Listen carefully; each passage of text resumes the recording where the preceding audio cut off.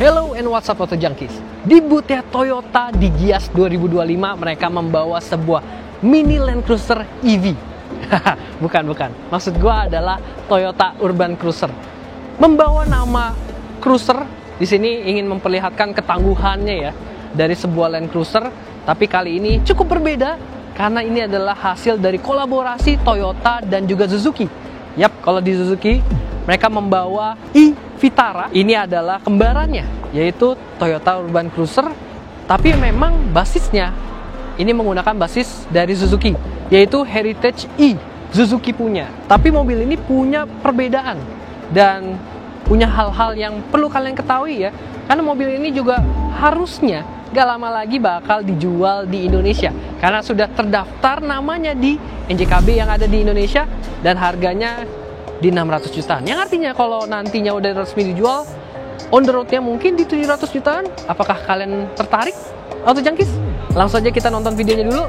Ikutin ya.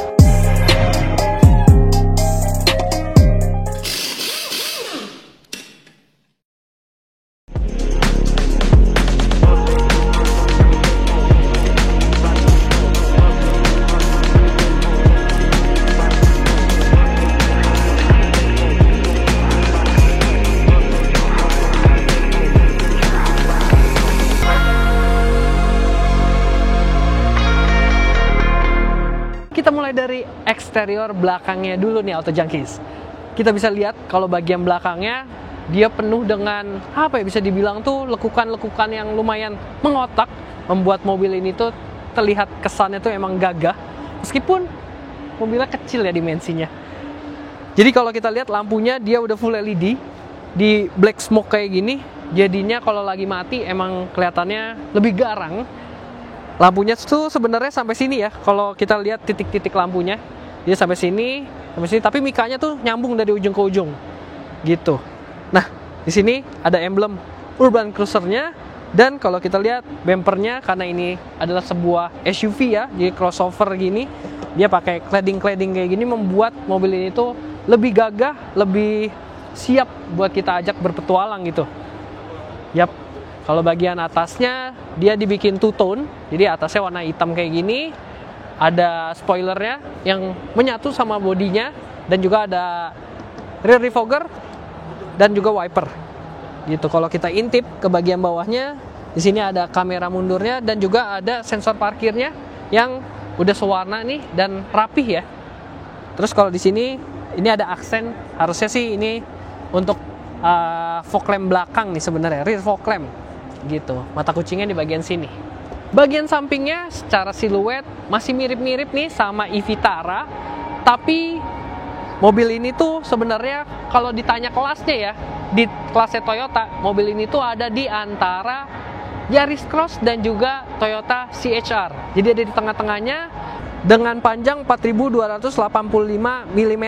Sedangkan yang lebih panjangnya itu adalah wheelbase ya, karena dia ada di 2700 mm yang menghasilkan ruangan di bagian tengahnya, baik ruang untuk menaruh baterainya atau ruang bagian interior ya, dia jadi lebih lega ya, karena dia adalah sebuah BEV, baterainya ada di bawah sini, jadi dia butuh space wheelbase yang panjang juga. Yang mana kalau wheelbase-nya makin panjang, harusnya juga makin nyaman lagi nih untuk feeling berkendaranya. Sekarang kita lihat detailnya. Ini yang sempat gue mention, dia two-tone, dan ya handle pintu bagian belakangnya dia dibikin tersembunyi, ada di pilarnya kayak gini. Dia punya lekukan-lekukan yang cukup berani ya. Bagian bodinya kelihatannya jadi kokoh gitu, kelihatannya jadi boxy juga lumayan. Dan ini body moldingnya gede banget, jadi kelihatan memang urban banget nih mobilnya. Lalu kalau kita intip lagi, dia udah keyless entry di sebelah sini, kelihatan spionnya. Kalau kelihatannya ini simple, tapi sebenarnya dia udah dilengkapi sama blind spot monitoring dan juga heater ya. Jadi kalau di sana lagi dingin, di sini ada heaternya juga. Lalu udah ada emblem BV-nya juga. Nah, sekarang bagian velgnya nih. Kalau kita lihat, dia velgnya layaknya sebuah mobil listrik lainnya. Dia pakai aero wheels kayak gini, plastik gini ya, two-tone. Dan untuk bannya nih, bannya juga gede banget, kelihatan mobilnya tuh masih mirip-mirip kayak mobil konsep sebenarnya. Jadi kelihatan pakai ban yang gede-gede gitu. dia pakai ukuran 225 55 R18 nih Auto Junkies. Mereknya dia pakai Wonder Eco Tread nih, khusus buat mobil listrik. Yap, sliding hadir juga di fender sampingnya, dan kalau spion kita intip juga ada kamera. Ya, kamera 360. Sekarang kita lihat depannya. Kalau di bagian belakangnya dia mirip sama saudara kembarnya e-Vitara. Kalau depannya Urban Cruiser punya identitasnya sendiri. Yap, bagian depannya dia pakai desain hammerhead layaknya mobil-mobil BEV-nya Toyota seperti bZ4X. Yang kesannya tuh kayak gini ya. Lampunya tuh 2 tingkat kayak C gini. Udah LED juga tentunya, dan kembali lagi di black smoke jadi menyatu. Kesannya tuh dari ujung ke ujung. Pada bagian yang harusnya grill di blackout kayak gini. Jadi kelihatannya punya lampunya tuh panjang gitu ya. Kalau kita lihat detailnya dari atas, dia ada untuk kamera ADAS-nya. Lalu juga dia punya kap mesin, bukan kap mesin ini, kap motor ya. Karena ini full elektrik, kap depannya dibikin ada kayak ototnya gitu. Jadi nggak polos aja. Desainnya sih manis ya. Lalu kalau kita lihat lagi di sini ada kamera, yang artinya udah kamera 360, dan ada sensor-sensor parkir yang sewarna bodi juga rapi. Serta di sini di bagian bumper ujung-ujungnya dikasih juga untuk aerodinamika ya. Jadi selain ditutup bagian depannya, di sininya dikasih aliran untuk aerodinamika dan pendinginan untuk ban depan dan rem juga. Gitu. Lalu turun ke bawah, di sini dikasih warna hitam. Kalau di belakang dia dominasinya lebih ke warna yang doff. Kalau di sini lebih ke mewah, dikasih yang masih glossy ya untuk bagian bumper bawahnya, dan dia juga nggak banyak lubang-lubangnya nih, hanya untuk pendinginan si AC-nya. Selanjutnya untuk baterai dan motor listriknya. Meskipun belum dirilis secara resmi sama Toyota, tapi sebenarnya ada beberapa pilihan nih untuk baterai dan juga output tenaga yang ditawarkan oleh Toyota Urban Cruiser ini. Yang mana ada pilihan 49 kWh yang menghasilkan tenaga di 142 HP dan untuk jarak tempuhnya hingga 300 km. Lalu ada pilihan juga yang 61 kWh baterainya, di mana tenaganya bisa di 172 horsepower dan jarak jelajahnya itu hingga 400 km.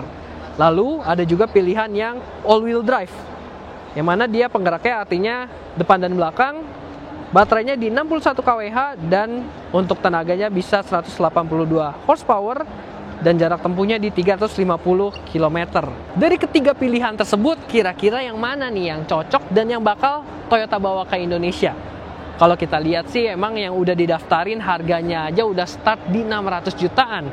Yang mana kalau misalkan itu yang tipe bukan yang AWD-nya ya, harusnya sih mobil ini berarti pas udah on the road-nya bisa di 700 jutaan.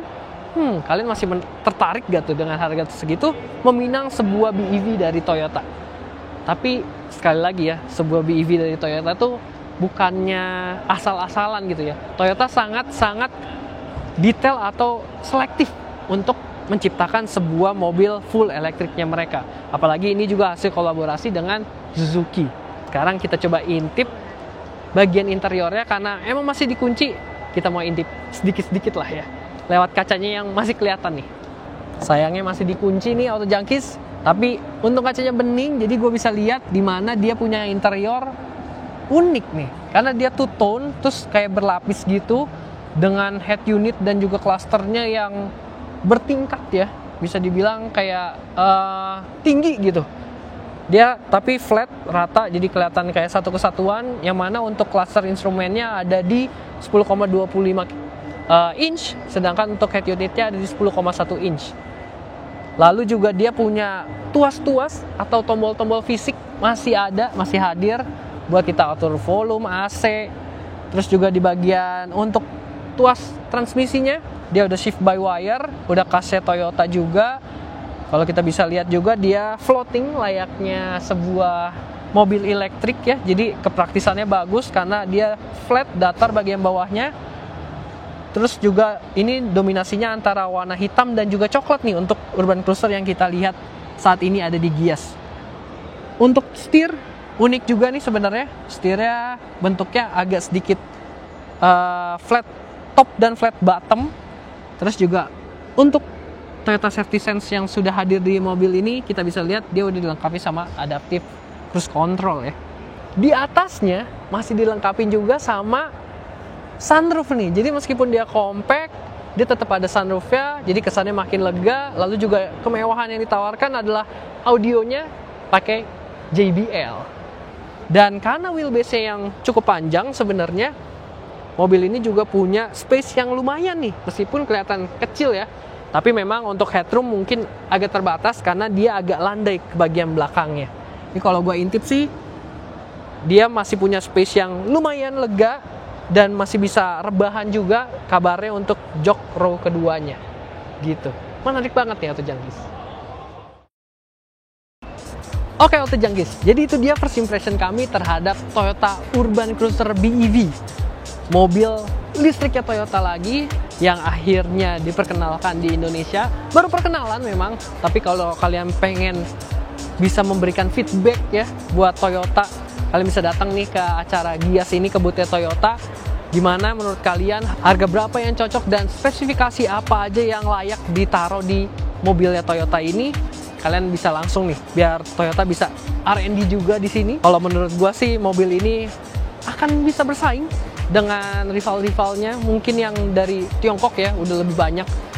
Tapi sekali lagi, dengan desain yang Toyota ini, apalagi di Indonesia ya, harusnya bisa nih Toyota memikat hati konsumen.